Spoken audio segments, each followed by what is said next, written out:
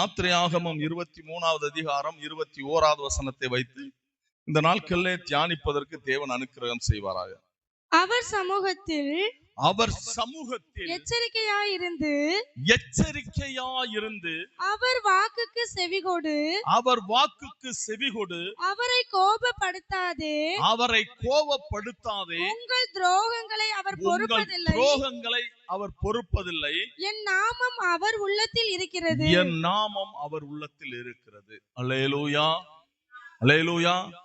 இங்கே ஆண்டவராகிய கர்த்தர் மோசையோடு ஒரு உடன்படிக்கையை எழுதி கொண்டிருக்கிறார். அவர் சொல்லி வரும் பொழுது சொல்றாரு, அவர் சமூகத்தில் எப்படி இருனே எச்சரிக்கையாயிரு. அல்லேலூயா, அல்லேலூயா. இன்னைக்கு தேவ சமூகத்தை குறித்து ஜனங்களுக்குள்ளே ஒரு எச்சரிப்பு இல்லாமல் போய்விட்டதமா? அநேக இடங்கள்ல கர்த்தர் லேகுவாவும் வசனம் தந்திருக்கிறார். அநேக இடங்கள்ல கண்டிப்பாகவும் கர்த்தர் வசனம் தந்திருக்கிறார். இந்த கண்டிப்பா தந்திருக்கிற வசனம் தந்திருக்கிற இடத்தை நீங்க கவனிச்சு பாத்தீங்கன்னா அது கர்த்தர் ஃபைனல் பண்ணியிருப்பார். இதுல நீ சரியா இருந்தா மட்டும்தான் நான் உன்னை ஆசீர்வதிக்க முடியும். அல்லேலூயா. எதுல எச்சரிக்கையா இருக்க வேண்டுமா? அவர் சமூகத்திலே எச்சரிக்கையா இருக்க வேண்டும். அவருடைய சமூகத்திற்கு வரும் பொழுது நான் எச்சரிக்கை உள்ளவனா இருக்க வேண்டும். ஏன் எச்சரிக்கை உள்ளவனா இருக்க வேண்டும்?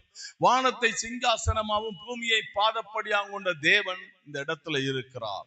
அல்லேலூயா. அவர் தேவன், நான் மனுஷன். அல்லேலூயா, அல்லேலூயா. அப்படி ஒரு எச்சரிப்பு இருக்க வேண்டும் என் வாழ்க்கையிலே. தேவ சமூகத்திற்கு வரும் பொழுது ஒரு எச்சரிப்பு உள்ளவனாய் நான் வந்தால் மட்டும்தான் தேவன் எனக்குள்ள கிரியை செய்ய முடியும். அதான் பிரசங்கி புஸ்தகத்திலே 5வது அதிகாரத்திலே 1வது 2வது வசனத்திலே சொல்வாரு. பிரசங்கிலே சாலமோன் சொல்லும்போது சொல்வாரு, நீ தேவாலயத்திற்கு போகும் பொழுது உன் நடையை காத்துக்கொள். மூடன் பலியிடுவதை போல பலியிடுவதை பார்க்கிலும் செவி கொடுத்து சேர்வதே நலம். அல்லேலூயா. தேவாலயத்துக்கு போகும்போது எதை காத்துக்கொள்ளணுமா? எதை காத்துக்கொள்ளணும்? என் நடையை காத்துக்கொள்ள வேண்டும். அல்லேலூயா. தேவ சமூகத்திற்கு வரும் பொழுது நம்மளுடைய நடையை காத்து கொள்ளுகிற ஒரு அனுபவம் நம்மளிடத்தில் இருக்க வேண்டும். இந்துக்கள் அவர்களை பார்த்தீங்கன்னா அவங்களுடைய தொழுகைக்கு போகும்போது எப்படி போவாங்க தெரியுமா? எப்படி போவாங்க? பயபக்தியுடன். எப்படி போவாங்க? பயபக்தியுடன். இஸ்லாமியர்கள் இருக்காங்க தெரியுமா? அவங்களுடைய குரான்ல பேனா வச்சு எழுதக்கூடாது. எது வச்சு எழுதக்கூடாது? குரானை என்ன செய்யக்கூடாது? தரையில வைக்கக்கூடாது. குரானை தரையில வைக்கக்கூடாது. குரானை வைப்பதற்கென்று ஒரு ஸ்டாண்ட் இருக்கு. அந்த ஸ்டாண்டு மேல துண்டு இருக்கு. அந்த துண்டு மேலதான் இதை வைக்கணும். ஆண்டவரை யார் என்று தெரியாத அந்த ஜனங்களுக்கு தன் நடைகளை சீர்தூக்கி பார்த்து கொண்டிருக்கிறார்கள். அல்லேலூயா, அல்லேலூயா. சாலமோன் சொல்லுகிறார், தேவாலயத்திற்கு போகும்போது உன் நடையை எப்படி பாரு? காத்துக்கொள். உன் நடையை காத்துக்கொள். தேவாலயத்துக்கு வரும் பொழுது நான் யார், தேவன் யாருங்கிற சிந்தையோடு வர வேண்டும். நம்ம எல்லாம் பாவியான மனுஷர்கள், தேவன் பரிசுத்தர். நான் தேவாலயத்துக்கு வரும்போது தாவீது சொல்லுவார் பாருங்கள், 5வது அதிகாரத்துல 7வது வசனம், நானோ உமது மிகுந்த கிருபையினாலே உமது ஆலயத்துக்குள் பிரவேசித்து உமது பரிசுத்த சன்னதிக்கு நேரே பயபக்தியுடன் பணிந்து கொள்வேன். எப்படி பணிந்து கொள்வாரா? யார் சொன்னா? தாவீது சமஸ்த இஸ்ரவேலுக்கும் ராஜாவா இருந்த காலத்துல சொல்றாரு, உம்முடைய ஆலயத்துக்குள்ள நான் வரும் பொழுது பயபக்தியுடன் நான் பணிந்து கொள்வேன். அல்லேலூயா. ஒரு பயத்தோடு நான் தேவ சமூகத்துக்குள்ள வர வேண்டும். நம்ம இருதயத்துல ஒரு பயம் இருக்க வேண்டும். தேவன் இன்னைக்கு என்னோடு பேச வேண்டும். என்னை தேவன் கண்டிக்க வேண்டும். தேவன் என்னை குணமாக்க வேண்டும். தேவன் என்னோடு பேசி என்னுடைய பாவங்கள் அக்கிரமங்கள் நீங்க வேண்டுகிற சிந்தையோடு வர வேண்டும். மேற்றின்மையோடும் ஏனோ தானோ என்று எங்க வரக்கூடாதுன்னா தேவ சமூகத்துக்கு வரக்கூடாது. அதைத்தான் ஆண்டவர் சொல்றார். மோசையை கொண்டு உடன்படிக்கையை கொடுத்து மோசையிட்ட அநேக கட்டளையை கொடுத்து எழுதும்போது சொல்றாரு, நீ அவர் சமூகத்துல எப்படி இரு, எச்சரிக்கையாயிரு. அல்லேலூயா.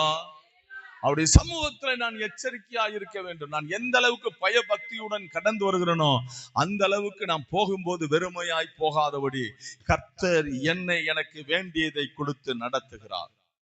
அல்லேலூயா. ரோமர் புஸ்தகம் 1வது அதிகாரத்துல 21வது வசனத்தை 28வது வசனத்தை படிங்களேன். அவர்கள் தேவனை அறிந்தும் அவரை தேவனென்று மகிமைப்படுத்தாமலும் என்ன செய்யாமலும், அவர்கள் தேவனை அறிந்தும் தேவன் என்று மகிமைப்படுத்தாமலும் தோத்தறியாமலும் இருந்து தங்கள் சிந்தனைகளினாலே வீணரானார்கள். என்ன ஆனார்கள்? என்ன செய்யலைனா, அவர் தேவன் என்று தெரிந்து நான் உள்ள வந்துட்டு நான் அவரை மகிமைப்படுத்தலைனா, நான் அவரை ஸ்தோத்திரம் பண்ணலைனா சிந்தனையில என்ன ஆனார்களா? வீணனானார்கள். சில பேர் கை தட்டுவாங்க பார்க்கணும், இப்படி கை தட்டுவாங்க. சில பேர் கை தட்டுறது தேவன் என்று அறிந்தும் அவரை மகிமைப்படுத்தாதவர்கள். அல்லேலூயா, அல்லேலூயா. இங்க எதுக்கு நம்ம வருகிறோம்ங்கிற ஒரு நோக்கம் இருக்கணுமா? நான் தேவனை ஆராதிக்க வருகிறேன், மனுஷன் அல்ல. ஒரு பிரதர் மைக்கில பார்க்க நீங்க வரல, தேவனை ஆராதிக்க நான் வருகிறேன். அல்லேலூயா. பெரிய சபையா இருக்கலாம், மகா பெரிய சபையா இருக்கலாம், 1000 பேர் கூடுகிற சபையா இருக்கலாம், ஒரு 2 கோடி ரூபாய்க்குள்ள பில்டிங்கா இருக்கலாம். அந்த பில்டிங் உங்களை விடுதலையாக்காது. அந்த வருகிற 1000 பேர் உங்களை விடுதலையாக்க முடியாது. அது வல்லமையான ஊழியக்காரனா இருக்கலாம், அவன் முடியாது. ஆனா நீங்கள் சந்திக்க வருகிற தேவனாலே முடியும். அல்லேலூயா, அல்லேலூயா. நான் தேவன் என்று தெரிந்து தேவனை நான் என்ன செய்ய வேண்டுமா? மகிமைப்படுத்த வேண்டும். மகிமைப்படுத்தலைனா சிந்தனையில் எப்படி ஆயிருவோமா? வீணர் ஆயிருவோம். நீங்க ஒரு மனமாய் தேவ சமூகத்துல ஒரு மனமாய் நின்று ஆண்டவரை ஆராதிக்கலைனா உங்க சிந்தனை வீணாய் போய்விடும். வீணாய் போயிடுச்சுன்னா என்ன ஆகுமா? 28வது வசனம் சொல்லுது, தேவனை அறியும் அறிவை பற்றிக் கொண்டிருக்க அவர்களுக்கு மனதில்லாதிருந்தபடியால் தகாதவைகளை செய்யும்படி தேவன் அவர்களை கேடான சிந்தனைக்கு ஒப்பு கொடுத்தார். அல்லேலூயா. யார் ஒப்பு கொடுத்தா? யார? அவருடைய சமூகத்துல எச்சரிக்கையா இல்லாத மனுஷனை, அவர் சமூகத்துல எச்சரிக்கையா நின்று ஆண்டவரை ஆராதிக்காத மனுஷனை, அவர் சமூகத்துல அவர் தேவன் என்று தெரிந்தும் தேவனை மகிமைப்படுத்தாம ஏதோ நான் கடமைக்கா வேண்டி வந்திருக்கிறேன் என்று நினைக்கிற மனுஷனை வேதம் சொல்லுகிறது அவரே கேடான சிந்தனைக்கு ஒப்பு கொடுத்தார். அல்லேலூயா. அநேகர் ஆராதிக்க வந்திருப்போம். நிறைய பேர் என்னட்ட கூட ஆரம்ப காலத்துல இருந்தது, நான் இல்லைன்னு சொல்ல வரல. நம்ம மனசுல ஒரு டிஸ்டர்பன்ஸ் இருந்துகிட்டே இருக்கும். ஏதோ ஒரு பிரச்சனை நம்மளை என்ன செய்யும்? மேற்கொண்டு ஆராதனையை விட அந்த பிரச்சனை என்ன செஞ்சுட்டு இருக்கான்? மேற்கொண்டு இருக்கும். ஆராதனையை விட அந்த பிரச்சனை எனக்கு முக்கியத்துவமா இருக்கும். ஆராதனையை விட அந்த பிரச்சனை என்னை மேல் நோக்கி இருக்கும். அந்த நேரத்துல நான் தேவனை மகிமைப்படுத்துவன் என்றால் அந்த பிரச்சனையை கர்த்தர் மேற்கொள்ள பலனை கொடுப்பார். அல்லேலூயா. நம்ம ஏன் பலனற்று போகிறோம் என்றால், நாம் பிரச்சனையை மேற்கொள்வதற்கு பலன் இல்லாமல் போறதற்கு காரணம் என்னவென்றால், தேவனை சரியாய் நான் ஆராதிக்கிறதில்லை, சரியான முறையில் ஆராதிக்கிறதில்லை, சரியான நேரத்துல நான் ஆராதிக்கிறதில்லை. இங்க வேதாகமம் முழுவதும் பாருங்க, இயேசுவானவரை பார்த்தாலும் வழக்கமான இடத்துல போய் ஜெபம் பண்ணினார். பவுலை பாருங்க, வழக்கமான இடத்துல போய் உட்கார்ந்து ஜெபம் பண்ணினார். அவங்க எல்லாம் ஒரு ஆர்டர் வைத்திருந்தார்கள் தேவனை ஆராதிக்க. காரணம், தேவன் யார் என்று அவர்கள் அறிந்திருந்தார்கள். அல்லேலூயா. கோயில் பூனை யாருக்கு பயப்படாதான் தெரியுமா? தெய்வத்துக்கு பயப்படாதான். இந்த ஆர்சி கிறிஸ்டின்ல இருந்து வந்திருக்கு பத்தியெல்லாம், நம்ம யாருக்கு பயப்பட மாட்டோம் தெரியுமா? தெய்வத்துக்கு பயப்பட மாட்டோம். நம்மளுக்கு யார தெரியும்? இயேசுவையும் தெரியும், இயேசுடைய அம்மா அப்பாவையும் தெரியும். அப்படி நம்ம அறிவாளியா இருக்கிறோம். நான் பலவீனன் என்று பார்க்கிற வர பலவீனமாத்தான் நான் இருப்பேன். அந்த பலவீனத்திலும் என்னை பலன் கொள்ளுகிற தேவனை நான் உண்மையாய் ஆராதிப்பேன் என்றால், எச்சரிக்கையாய் நின்று ஆராதிப்பேன் என்றால், நிச்சயமாக அந்த பலவீனத்தை மேற்கொள்ள கர்த்தர் எனக்கு பலன் கொடுப்பார். ஆமாவா இல்லையா? ஆமாவா இல்லையா? ஆமென். அல்லேலூயா. நம்ம தேவன் யார் என்று நம்ம அறிந்திருக்கோமா இல்லையா? அறிந்திருக்கிறோம். மரித்தோரை உயிரோடு எழுப்பின தேவன். அல்லேலூயா, அல்லேலூயா. முடவனை நடக்க பண்ணின தேவன் நம்ம அறிந்திருக்கிறோம். கர்த்தர் நம்ம யார் என்று அறிந்திருக்கிறோம். அம்மா, எனக்காக வேண்டி உங்களுக்காக வேண்டி ஒரு ஸ்தலத்தை ஆயத்தம் பண்ணி நம்மளை வந்து திருப்ப கூட்டிட்டு போக வரப்போகிற தேவன் அறிந்திருக்கிறோம். அறிந்து ஆராதிக்க வேண்டும். கண்களை மூடி எப்பொழுதுமே தேவ சமூகத்துல வரும் பொழுது நீங்க வேடிக்கை பார்க்காம கண்ணை மூடி ஆராதிச்சீங்கன்னா நிச்சயமாக உங்க மனக்கண்கள்ல, உங்க ஆவிக்குரிய கண்கள்ல கர்த்தர் நிச்சயமாய் வெளிப்படுவார். அல்லேலூயா. நிறைய துக்கத்தோடு ஆராதனைக்கு வந்துட்டு துக்கத்தோட ஆராதனையை விட்டு போவது தேவன் விரும்புகிறதில்லை. நம்ம ஆராதனை அவரை பிரியப்படுத்துறதா இருக்க வேண்டும். நம்ம இருதயம் எச்சரிப்பு உள்ளதா இருக்க வேண்டும். அல்லேலூயா. இரண்டாவதாக நீங்க கவனிச்சீங்கன்னா எரேமியா புஸ்தகம் 17வது அதிகாரம் 22வது வசனம். ஓய்வு நாளில் உங்கள் வீடுகளில் இருந்து சுமையை வெளியே கொண்டு போகாதபடிக்கும். பழைய ஏற்பாட்டில் ஆண்டவர் சொல்றாரு, ஓய்வு நாளிலே உங்கள் வீடுகளில் இருந்து சுமையை வெளியே கொண்டு போகாமலும் ஒரு வேலையும் செய்யாதபடிக்கும் உங்கள் ஆத்துமாக்களுக்காக எச்சரிக்கையாயிருந்து நான் உங்கள் பிதாக்களுக்கு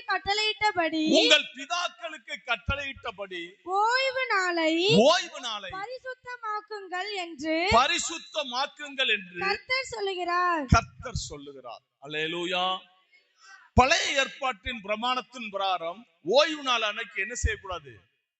ஒரு வேலையும் செய்யக்கூடாது. பட் ஆகாரம் முதற்கொண்டு சமைக்க கூடாது.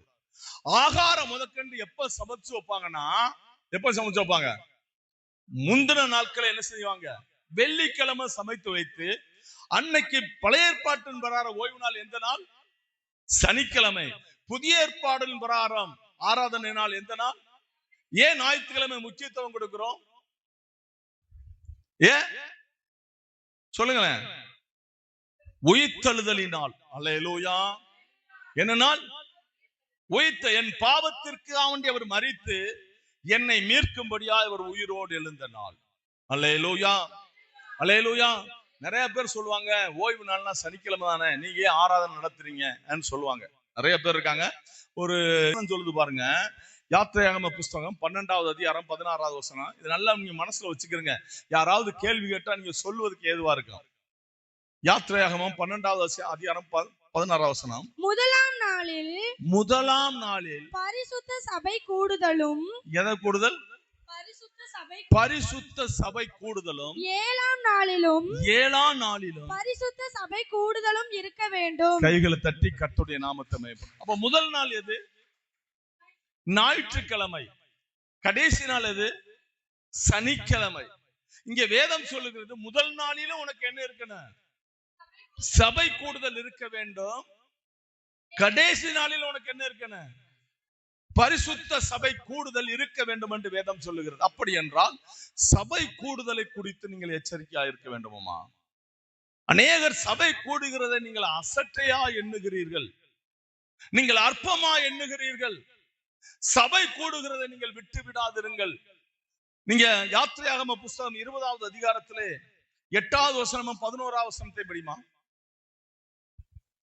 ஓய்வு நாளை பரிசுத்தமாய் ஆசரிக்க நினைப்பாயாக. கர்த்தர் 6 நாளைக்குள்ளே வானத்தையும் பூமியையும் சமுத்திரத்தையும் அவைகளுள்ள எல்லாவற்றையும் உண்டாக்கி 7ஆம் நாளிலே ஓய்ந்திருந்தார். ஆகையால் கர்த்தர் ஓய்வு நாளை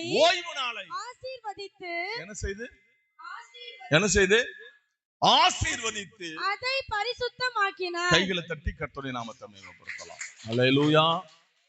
பரிசுத்தமாக்கி ஆசீர்வதிக்கல, ஆசீர்வதித்து பரிசுத்தமாக்கினார். அல்லேலூயா, அல்லேலூயா. 11வது வசனம். எபிரேயர் புஸ்தகம் 10வது அதிகாரம் 25வது வசனம். சபை கூடி வருவதை சிலர் விட்டு விடுகிறது போல நாமும் விட்டு விடாமல் ஒருவருக்கொருவர் புத்தி சொல்ல கடவோம். நாளானது சமீபித்து வருகிறதை எவ்வளவாய் பார்க்கிறீர்களோ அவ்வளவாய் புத்தி சொல்லுங்கள். அல்லேலூயா. நாளானது சமீபித்து வருகிறதை எவ்வளவாய் பார்க்கிறீர்களோ அவ்வளவாய் என்ன சொல்லுங்கள். இங்க பவுல் அப்போஸ்தலன் இந்த எபிரேய ஆக்கியன் சொல்லும்போது சொல்லுகிறார், நீங்கள் சபை கூடி வருவதை சிலர் விட்டு விடுவது போல விட்டு விடாதீர்கள். அல்லேலூயா. எதை விட்டு விடக்கூடாதா? ஏன் விட்டு விடக்கூடாது? பரிசுத்த நாள், ஆசீர்வதிக்கிறார், பரிசுத்தமாக்குறார், எனக்கு கட்டளையாய் கொடுத்திருக்கிறார். முதல் நாளிலும் ஆண்டவர் ஆராதி, 7ஆம் நாளிலும் உன்னை ஆராதி, எப்பொழுது உனக்கு சமயம் கிடைக்குதோ அப்போதெல்லாம் தேவனை ஆராதி. அல்லேலூயா. இந்த சமயம் கிடைக்குதுன்னு சொல்றோம்ல, அந்த வார்த்தை தான் இப்ப தப்பா போயிருது. நம்ம என்ன சொல்லிடுறோம்னா, எனக்கு என்ன கிடைக்கல, சமயமே கிடைக்கல. சரி, என்ன வேலை பார்த்தீங்க? சும்மா இருந்தேன். எனக்கு சமயமே கிடைக்கல ஆராதிக்கிறதுக்கு, ஆராதனைக்கு வரவே முடியல, நான் பிஸியா இருக்கேன். என்ன வேலை பார்த்தீங்க? வீட்டுல எப்படி இருந்தேன்? சும்மா இருந்தேன். நீங்க சொல்லுகிறார், சபை கூடி வருவதை சிலர் விட்டு விடுவது போல நீங்க விட்டு விடாதீங்க. விட்டு விட்டவங்களுக்கு என்ன சொல்லுங்க? புத்தி சொல்லுங்க. என்ன புத்தி சொல்லணுமா? நாளானது சமீபத்தோடு, அப்படின்னா அவருடைய வருகைக்கு ஆயுத்தப்பட வேண்டும். அதனால சபை கூடி வருவதை நீங்க என்ன செய்யக்கூடாதான்? விட்டு விடக்கூடாது. அல்லேலூயா. தானியேல் எத்தனை நேரம் ஜெபம் பண்ணார்? என்ன உத்தியோகத்துல இருந்தார்? தலைவனா இருந்தார். எதா இருந்தார்? பிரதானிகளின், ஒரு மாகாணத்தின் பிரதானிகளின் தலைவனா இருந்தார். கிட்டத்தட்ட கவர்னரா இருந்தார். தானியேல் ஒரு மாநிலத்திற்கு கவர்னரா இருந்தார். ஆனால் எத்தனை நேரம் ஜெபம் பண்ணார்?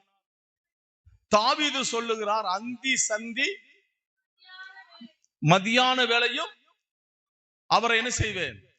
துதிப்பேன். அவர் என்ன வேலை பார்த்தார்? தேசத்தின் ராஜாவா இருந்தார். இவங்க எல்லாம் வேலை இல்லாம தான் இல்ல. சரி, அவங்களுக்கு மனைவி பிள்ளை இல்லாம இருக்குதா நீங்க கேட்டீங்கன்னா, இன்னைக்கு இருக்கிற மனைவி பிள்ளைகளை விட அவங்க அன்னைக்கு நிறைய மனைவி பிள்ளைகளோடு தான் இருந்தார்கள். அல்லேலூயா. இன்னைக்கு இருக்கிற தேவையை விட அன்னைக்கு நிறைய தேவைகளா இருந்தார்கள். இன்னைக்கு இருக்கிற டைம், இன்னைக்கு ஆராதனைக்கு போகணும்னா உங்க வீட்டுல இருந்து கிளம்புனா 10 நிமிஷத்துல நீங்க வந்துடலாம். அன்னைக்கு அவங்க ஒரு ஆராதனைக்கு போகணும்னாக்கி பல நாட்களுக்கு முன்னாடி என்ன செய்யணும்? நடந்து போக வேண்டும். அல்லேலூயா. இவ்வளவு சூழ்நிலைகளிலும் அவர்கள் எதை விடலை என்றால் ஆராதனையை விடலை. காரணம் என்ன? அவங்க ஆராதனையின் மேல் எச்சரிக்கையா இருந்தார்கள்.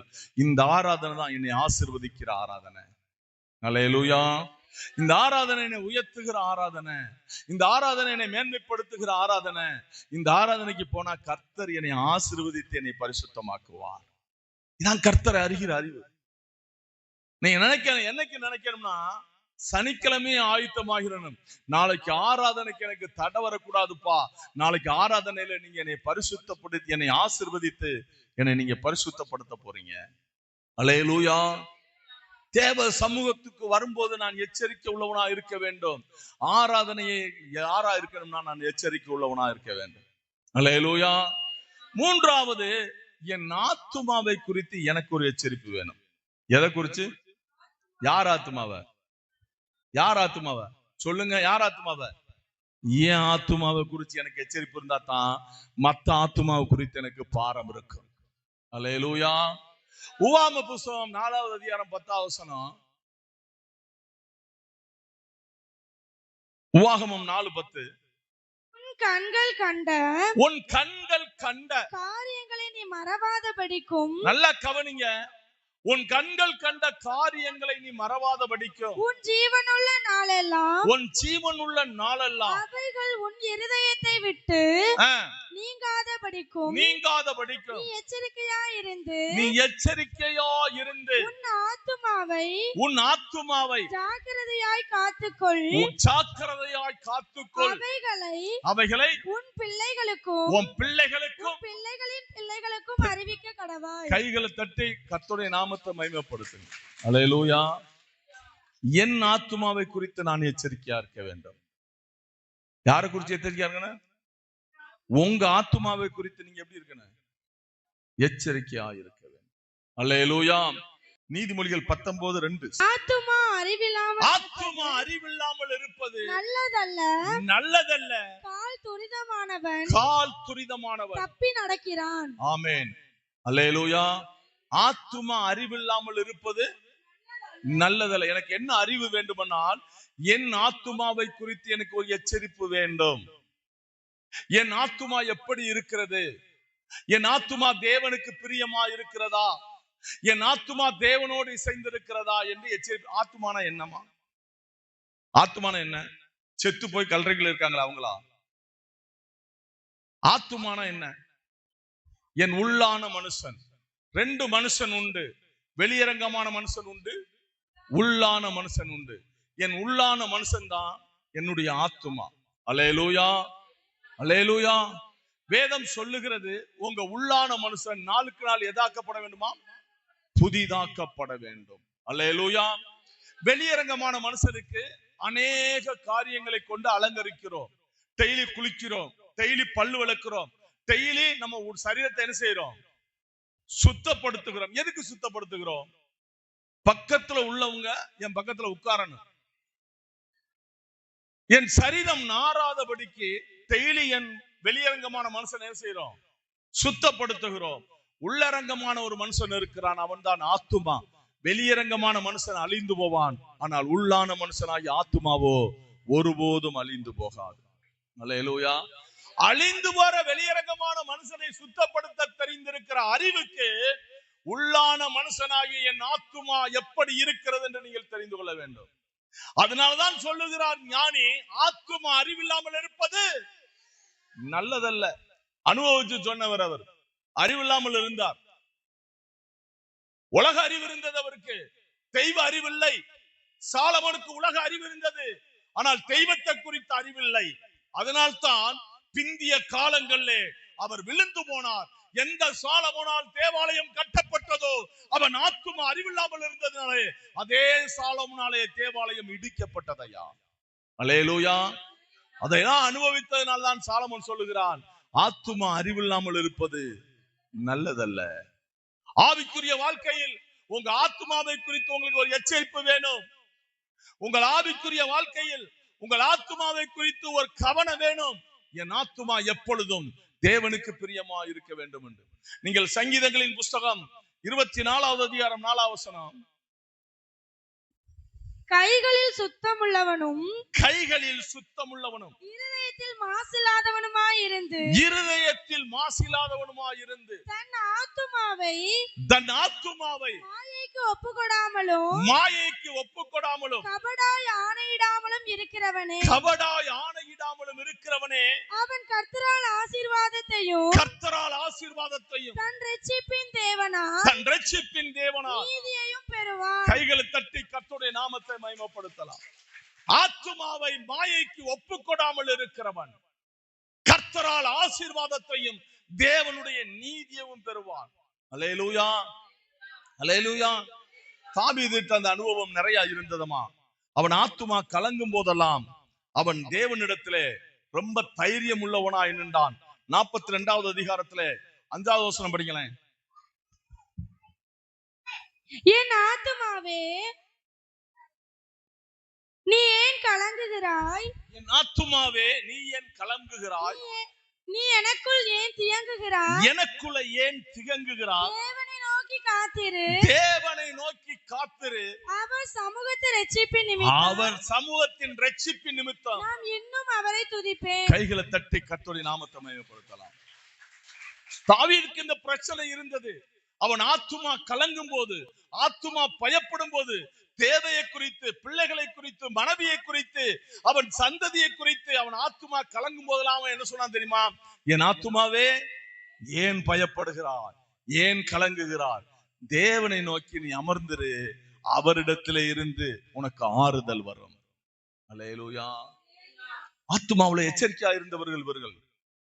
ஒருபோதும் ஆத்துமாவும், அதான் நான் அநேக நேரம் சொல்லியிருக்கேன், பச்சைப்பாலுடைய தவறை தவிர தாவீது வேற இடத்துல எந்த தவறும் பண்ணவில்லை என்று வேதம் சொல்லுகிறது.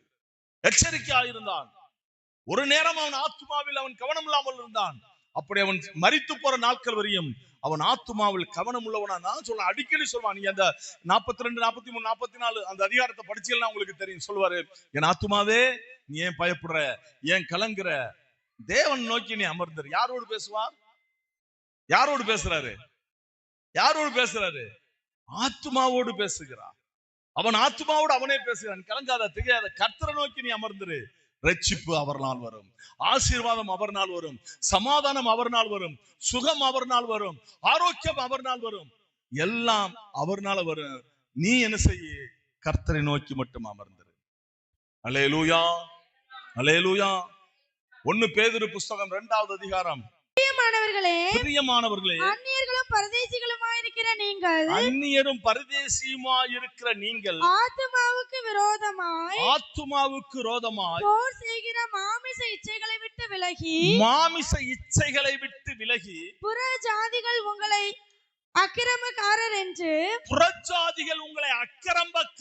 என்று விரோதமாய் பேசும் விஷயத்தில் அவர்கள் உங்கள் நற்கிரியைகளை கண்டு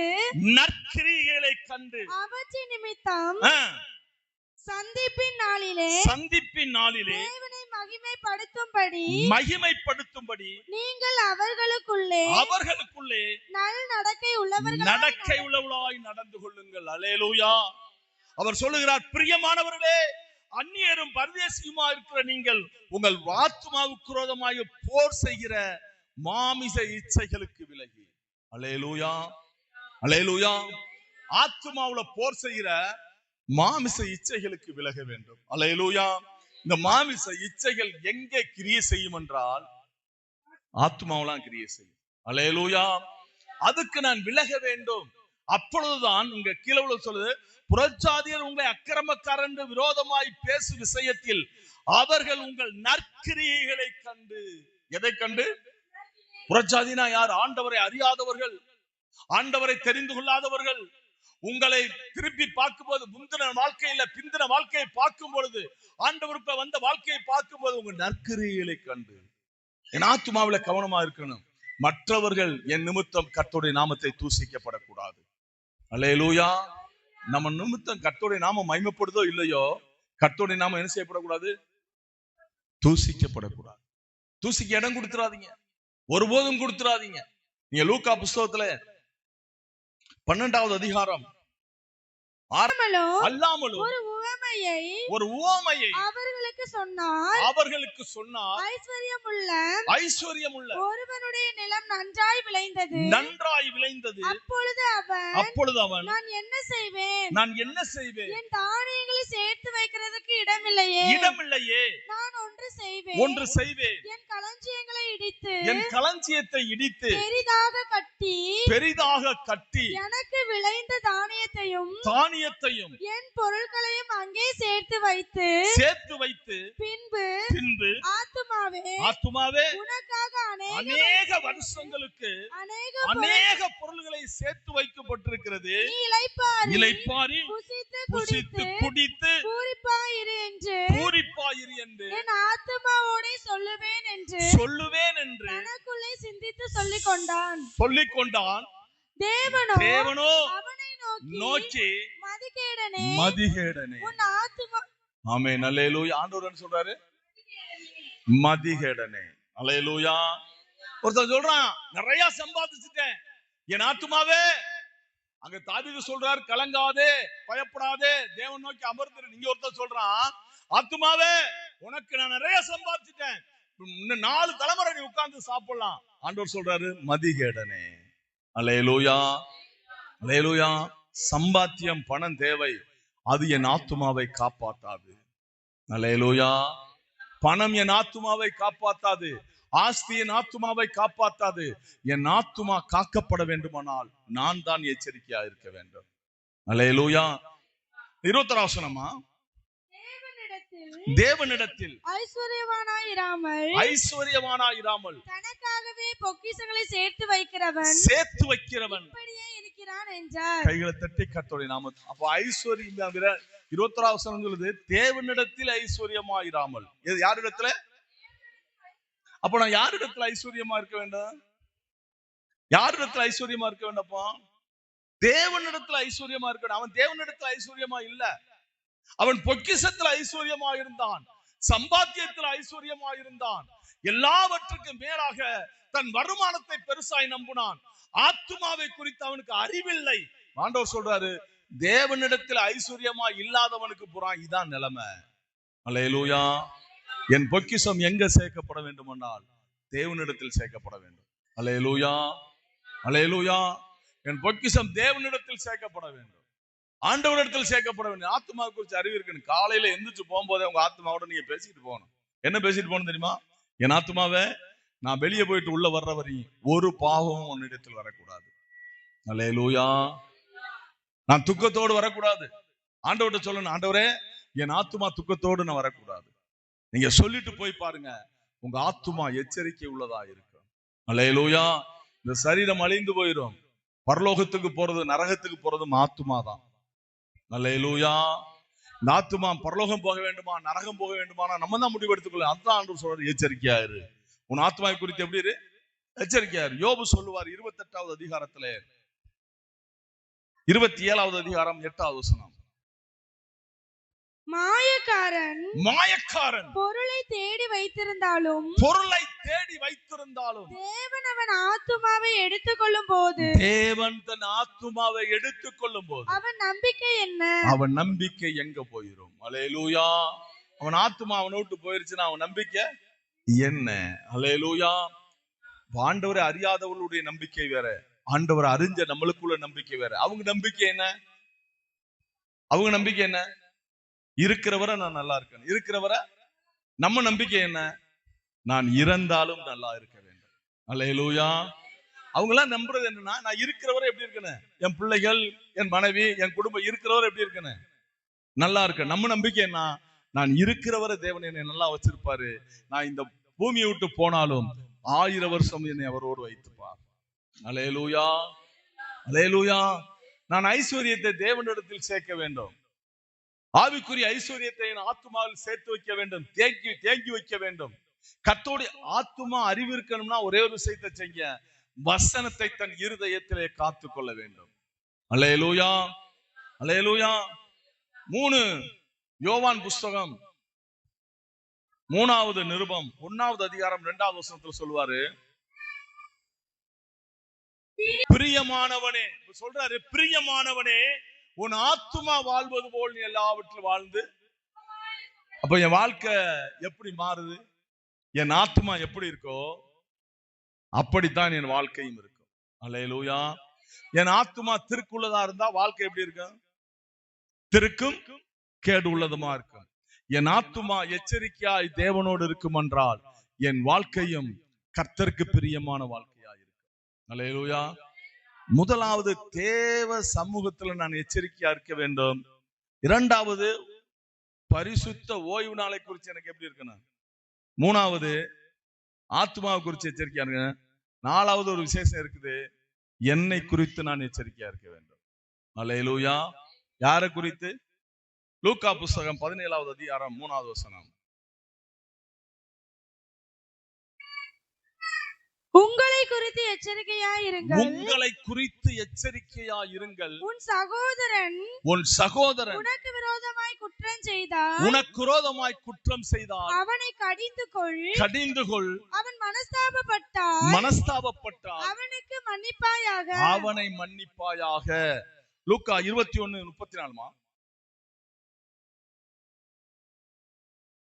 உங்கள் இருதயங்கள் பெருந்திண்டியினாலும் வெறியினாலும் லௌகீக கவலையினாலும் பாரமடையாதபடிக்கு நினையாத வேளையிலே வராதபடிக்கு கைகளை தட்டி கர்த்தருடைய நாமத்தை மகிமைப்படுத்து. என் ஆத்துமாவை குறித்து எச்சரிக்கையா இருக்கிறவன் என்ன குறித்து நான் எப்படி இருக்கணும்? எச்சரிக்கையா இருக்க வேண்டும். அல்லேலூயா. உங்களை குறித்து எச்சரிக்கையா இருக்கணும். எப்படி இருக்கணும்? என்ன எச்சரிக்கையா இருக்கணும் சொல்லுங்களேன். என்ன எச்சரிக்கையா இருக்கணும்? உங்களை குறித்து நீங்க யோசிக்கணும், நான் பரிசுத்த ஜாதி. என்ன ஜாதி? என்ன ஜாதி? பரிசுத்த ஜாதி என்கிற எச்சரிப்பு வேணும். உங்க மேல் உள்ள அபிஷேகத்தை நீங்க மறந்துடக்கூடாது.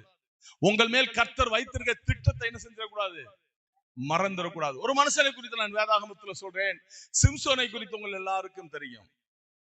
அவனை கர்த்தர் எப்படி பார்த்தார் என்றால் இரட்சகனாய் பார்த்தார். எப்படி பார்த்தார்? இஸ்ரவேல் அந்த ஜனங்களை தேவனுடைய சத்துருவின் கையிலிருந்து மீட்கத்தக்கதான இரட்சகனாய் கர்த்தர் பார்த்தார். ஒரு இரட்சகன் அவன். வேதம் சொல்லுகிறது சிம்சோன் ஒரு இரட்சகன் என்று. அல்லேலூயா. நசரத விரதம் பெற்றவன், அபிஷேகம் பெற்ற மனுஷன், கர்த்தருடைய பலன் உள்ளவன். அவனை குறித்து அவன் எச்சரிக்கை இல்லாததினாலே முதலாவது அவன் இரட்சகன் என்கிறதை இழந்தான்.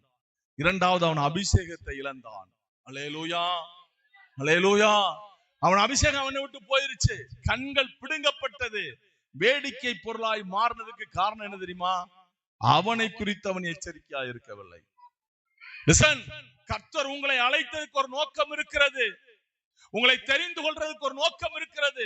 உங்களை குறித்து நீங்க எச்சரிக்கையா இருக்க. நீங்கள் கர்த்தருடைய மனுஷன் மனுஷி என்பதை மறந்து விடாதீர்கள்.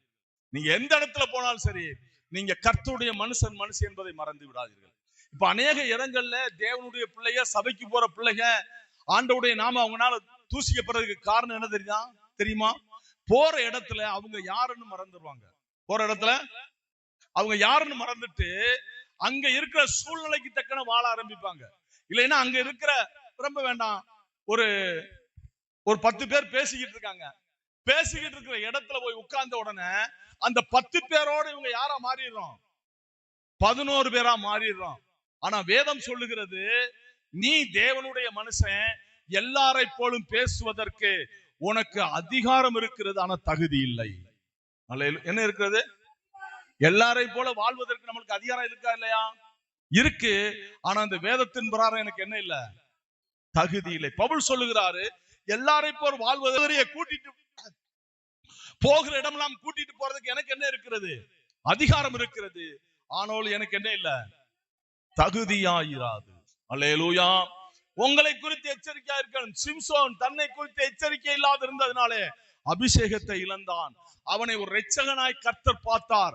அவன் வேடிக்கை பொருளாய் மாறினான். கண்கள் பிடுங்கப்பட்டது. மாவரைக்கிறவனாய் மாறி போனான். அல்லேலூயா, அல்லேலூயா. நீங்க என்ன வேலை பார்த்தாலும் சரி, உங்களை குறித்து நீங்க எச்சரிக்கையா இருக்க. நான் கர்த்தருடைய மனுஷன், நான் கர்த்தருடைய மனுஷி. நீங்க ஸ்கூலுக்கு போனாலும் சரி, காலேஜுக்கு போனாலும் சரி, வேலைக்கு போனாலும் சரி, நீ கர்த்தருடைய மனுஷன் மனுஷி என்பதை மறந்து விடக் கூடாது. அல்லேலூயா, அல்லேலூயா. எச்சரிக்கை உள்ளவர்களா இருக்க வேண்டும். அதான் ஆண்டவர் சொல்றார், உன்னை குறித்து எப்படி இரு? எச்சரிக்கையாயிரு. அல்லேலூயா. நீங்க 4வது 5வது ஒரு சம்பவத்தை நீங்க பார்க்கணும். எரேமியா புஸ்தகம் 9வது அதிகாரம் 4வது வசனம்.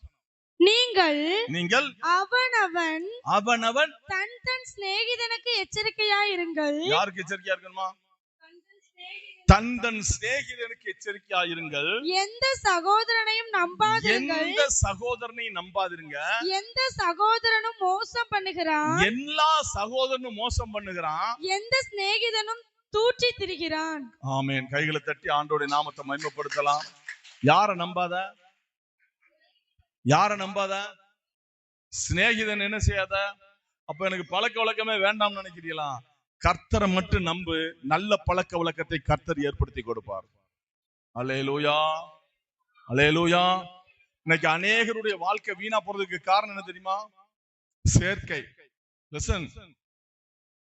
அநேகருடைய பழக்க வழக்க வீணா போறதுக்கு காரணம் என்னன்னா சேர்க்கை. சேர்க்கையினாலே அவங்க அநேகர் இன்னைக்கு வீணாய் போய்கிட்டு இருக்காங்க. அதான் வேதம் சொல்லுகிறது, எந்த சகோதரனை என்ன செய்யாத, நம்பாத. அவனை என்ன செய்வான்? தூற்றி திரிவான், இல்லைன்னா மோசம் போக்குவான். அல்லேலூயா. சகோதரனை, ஒரு சிநேகிதனை நம்பாத, தேவனை நம்பு. நல்ல சிநேகிதரை கர்த்தர் தருவார். அல்லேலூயா, அல்லேலூயா. நீங்க மீகா புஸ்தகம் 7வது அதிகாரம் 5வது வசனம்.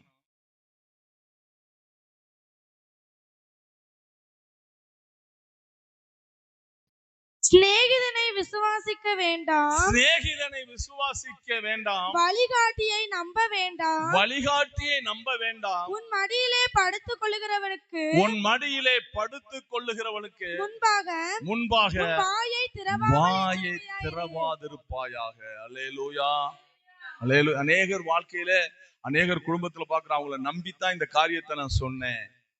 அவங்கள நம்பி அவங்க வெளியே சொல்ல மாட்டாங்கன்னு நினைச்சுதான் நான் இந்த காரியத்தை என்ன செஞ்சேன். அவங்களுடைய ரகசியமா இருக்கலாம், ஏதோ ஒரு பிரச்சனையா இருக்கலாம், இவங்க வெளியே சொல்ல மாட்டாங்கன்னு தான் நம்பி சொன்னேன்னு சொல்லி அநேக குடும்பங்கள் இன்னைக்கு தெருவுல நிக்கிறதையும் தூட்டி திரிகிறதையும் அவங்களை அறிந்திருக்கிறோம். அதனாலதான் ஆண்டவர் முன்னக்கூடிய சொன்னாரு, சிநேகிதனை நம்பாத, வழிகாட்டியை நம்பாத, உன்னை இருட்டுல கொண்டு போய் விட்டுட்டு போயிடுவான். அல்லேலூயா, அல்லேலூயா. ஆண்டவரை நம்பு, நல்ல வழிகாட்டியவும் நல்ல சிநேகிதனையும் கர்த்தர் கொடுப்பார். இப்போ நம்ம யாரை நம்ப மாட்டோம்னா, ஆண்டவரை நம்ப மாட்டோம், மனுஷனை நம்புவோம், சிநேகிதனை நம்புவோம். நம்ம சில பேர் சொல்லுவாங்க, என் உயிரை கூட அவனுக்கு என்ன செய்வேன் கொடுப்பேன், உயிரை கூட கொடுப்பேன்னு சொல்லுவாங்க சில பேர். ஆனா ஒரு போலீஸ் கேஸ் வந்துட்டுனாக்கி அவனை விட்டுட்டு என்ன செஞ்சிருவாங்க, ஓடி போயிடுவாங்க. ஆனா என்ன சொல்லுவாங்கன்னா, உயிரை கூட கொடுப்போம். நல்லா தெரிந்து கொள்ளுங்கள், உங்களுக்காக வேண்டி எனக்காக வேண்டி உயிரை கொடுப்பதற்கு ஒரே ஒருவர் தான் உண்டு, அவர்தான் நம்மளை ஆராதிக்கிற இயேசுவானவர். அல்லேலூயா. அவர்தான் நல்ல சிநேகிதர். யார் அவரு? நல்ல சிநேகிதர். வந்து முத்தமிடுவான். யாரு? யூதாஸ். ஆண்டவர் கேட்பாரு, சிநேகிதனே என்று கேட்பார். அல்லேலூயா. அவன் வரும்போதே என் ஆண்டவருக்கு தெரியும் தான் காட்டு கொடுப்பான், அவன் பிறக்கும் போதே ஆண்டவருக்கு தெரியும் தான் காட்டி கொடுப்பான், அவனை கூட என் தேவன் சிநேகித்தார். அல்லேலூயா. ஆண்டவர் தான் எனக்கு நல்ல வழிகாட்டிமா. மனுஷனுடைய வழிகாட்டுதல் எனக்கு சரியா இருக்காது, தேவனுடைய வழிகாட்டுதல் தான் எனக்கு சரியா இருக்கு. அல்லேலூயா. ஆண்டவர் தான் நம்மளுக்கு சரியான வழிகாட்டி. நீங்கள் மற்ற மனுஷர்களை நம்பி வாயை திறந்து எதையும் சொல்லிவிடாதீர்கள், அவர்கள் தூட்டி திரிவார்கள். அப்ப அதுக்கு பின்பு உங்களுக்கு வேதனை தான் பெருகும். அதான் வேதம் சொல்லுகிறது, சிநேகிதனை நம்பாத, எச்சரிக்கையாயிரு. வழிகாட்டியை நம்பாத, எச்சரிக்கையாயிரு. தெய்வத்தை நம்பு, ஆண்டவரை நம்பு, அவரே உனக்கு வழிகாட்டுவார், அவரே உனக்கு சிநேகிதனாயிருப்பார். அல்லேலூயா, அல்லேலூயா. ஆறாவதாக மத்தேயு புஸ்தகம் 7வது அதிகாரம் 15வது வசனம். கள்ள தீர்க்கதரிசிகளுக்கு எச்சரிக்கையாயிருங்கள். கள்ள தீர்க்கதரிசிகளுக்கு எச்சரிக்கையாயிருங்கள். கைகளை தட்டி கர்த்தருடைய நாமத்தை மகிமைப்படுத்தலாம். அல்லேலூயா. யாருக்கு எச்சரிக்கையா இருக்கணும்? கள்ள தீர்க்கதரிசிகளுக்கு எச்சரிக்கையாயிருங்கள். இன்னைக்கு நடந்த சம்பவம் இல்ல, இது பழைய காலத்துல, அதாவது அப்போஸ்தலர் காலத்துல மட்டுமல்ல, பழைய ஏற்பாட்டிலே நீங்க எரேமியா புஸ்தகத்துல 5வது அதிகாரம் 31வது வசனம் முடியுமா? எரேமியா 5:31. தீர்க்கதரிசிகள் கள்ள தீர்க்க தரிசனம் சொல்லுகிறார்கள், கள்ள தீர்க்க தரிசனம் சொல்லுகிறார்கள். ஆசாரியர்கள் அவர்கள் மூலமாய் ஆளுகிறார்கள். இப்படி இருப்பது என் ஜனத்துக்கு பிரியமாய் இருக்கிறது. யாருக்கு பிரியமா இருக்கிறது? எது பிரியமா இருக்கு ஜனத்துக்கு? கள்ள தீர்க்க தரிசனம் கேட்கிறது. அல்லேலூயா. கள்ள தீர்க்க தரிசனம் கேட்கிறது யாருக்கு பிரியமா இருக்கு? இப்பவும் அதான் நடந்துகிட்டு இருக்கு. ஆண்டவருடைய வார்த்தையின் பிரகாரம் சொல்லி கண்டனம் பண்ணா அவர்களை பிடிக்கிறதில்லை. ஆண்டவர் இப்படி சொல்லுகிறார், வார்த்தை இப்படி சொல்லுகிறது, பாவத்துக்கு விலகு என்று சொன்னால் அவர்களை பகைக்கிறார்கள். கள்ள தீர்க்க தரிசனம். ஆண்டவரே சொல்லாம ஆண்டவர் உங்களை ஆசீர்வதிப்பாரு, ஆண்டவர் உங்களை மகிமைப்படுத்துவாரு, ஆண்டவர் உங்களை உயர்த்தம் சொல்றாரு, உங்களுக்கு அதை தருவார் இதை தருவான்னு சொன்னா ஜனங்களுக்கு எப்படி இருக்குது? பிரியமா இருக்கிறது. அது ஆண்டவர் சொன்னார், கள்ள தீர்க்க தரிசிகளுக்கு எப்படி இரு? எச்சரிக்கையா இருக்க வேண்டும். அல்லேலூயா. நீ அது 20வது அதிகாரம் 5வது வசனம் படிக்குமா? எரேமியா 20:6.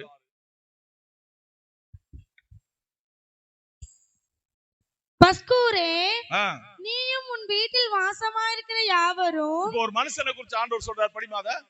பஸ்கூரே, நீயும் உன் வீட்டில் வாசமாயிருக்கிற யாவரும் சிறைப்பட்டு போவீர்கள். நீயும் உன் கள்ள தீர்க்க தரிசனத்துக்கு செவி கொடுத்த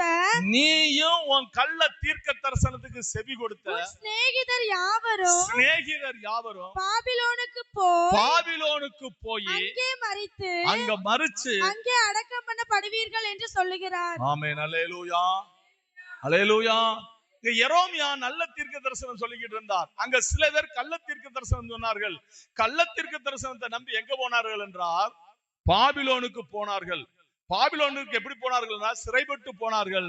ஆனால் அவர்கள் திரும்பி வரவில்லை, மரித்து அங்கேயே அடக்கம் பண்ணப்பட்டார்கள். அல்லேலூயா. கள்ள தீர்க்க தரிசனம் என்னை ஆபத்தில் கொண்டு போய் விட்டுவிடும், கவனமா இருங்கள். வேதத்துக்கு மிஞ்சி தீர்க்க தரிசனம் வேண்டாம், பைபிளுக்கு மிஞ்சி தீர்க்க தரிசனம் வேண்டாம். அப்படி சொல்லுகிற தீர்க்க தரிசனத்தை நம்ப வேண்டாம். நான் சொல்லல, பைபிள் சொல்லுகிறது. இந்த பைபிளுக்கு மிஞ்சி சொல்லுகிற தீர்க்க தரிசனம் வேண்டாம், அதை நம்பவும் நீங்கள் வேண்டாம். அல்லேலூயா. நீங்க 2 பேதுரு 2வது அதிகாரம் 1ஆம் வசனம் 2ஆம் வசனம், 2 பேதுரு 2வது அதிகாரம் 1ஆம் வசனம் 2ஆம் வசனம். கள்ள தீர்க்கதரிசிகளும் ஜனங்களுக்குள்ளே இருந்தார்கள். ஜனங்களுக்குள்ளே பேதுரு சொல்லுகிறார், கள்ள தீர்க்கதரிசிகளும் ஜனங்களுக்குள்ளே இருந்தார்கள். அப்படியே உங்களுக்குள்ளும் கள்ள போதகர்கள் இருப்பார்கள். கள்ள போதகர்களும் இருப்பார்கள். லிசன், தீர்க்கதரிசியை விட கள்ள போதகன் ரொம்ப டேஞ்சர். கவனிக்க வேண்டும். உங்களுக்கு ஆசை வார்த்தையை சொல்லி உங்களை பாதாளத்துக்கு நேராய் கொண்டு போகும் காலத்துக்குள்ளே நம்ம இருந்து கொண்டிருக்கிறோம். கள்ள தீர்க்கதரிசி எப்படி இருந்தார்களோ அப்படி கள்ள போதகரும் இருக்கிறார்கள். அவர்கள் கேட்டுக்கு ஏதுவான வேத புரட்டுகளை தந்திரமாய் நுழைய பண்ணி தங்களை கிரயத்துக்கு கொண்ட ஆண்டவரை மறுதலித்து தங்களுக்கு தீவிரமான அழிவை வருவித்துக் கொள்ளுகிறார்கள். அவர்களுடைய கெட்ட நடைகளை அநேகர் பின்பற்றுகிறார்கள். அவர்கள் நிமித்தம் சத்திய மார்க்கம் தூசிக்கப்படும். ஆமென். என்ன தூசிக்கப்படுது? யார் நிமித்தம்? கள்ள போதகருடைய வார்த்தைகளை கேட்டு நடக்கிற ஜனத்தின் நிமித்தம் சத்திய மார்க்கம் தூசிக்கப்படும். அல்லேலூயா. கடைசி காலத்துல இருக்கிறோம். 24வது அதிகாரம் மத்தேயு 24வது அதிகாரம் 4வது வசனம் 24வது வசனம் படிமா? மத்தேயு 24வது அதிகாரம் 11வது வசனம் படிமா? அநேக கள்ள தீர்க்கதரிசிகளும் எழும்பி அநேகரை வஞ்சிப்பார்கள். 24வது வசனம்.